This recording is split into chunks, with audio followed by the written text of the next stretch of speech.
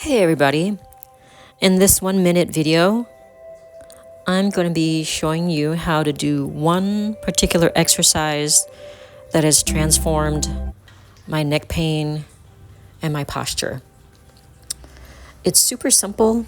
It's called the rhomboid squeeze, otherwise known as the reverse flies if you're working out in the gym.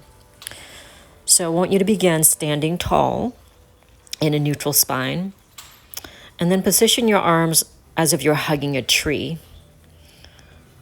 And then focusing on your rear delts, the back of the shoulders.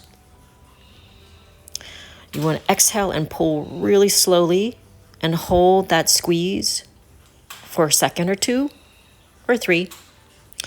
You can perform this exercise on cable machines, such as I'm doing in this video. And I'm doing this standing on one leg part of the time to improve my balance. You can also do this exercise with dumbbells. See you in the next video.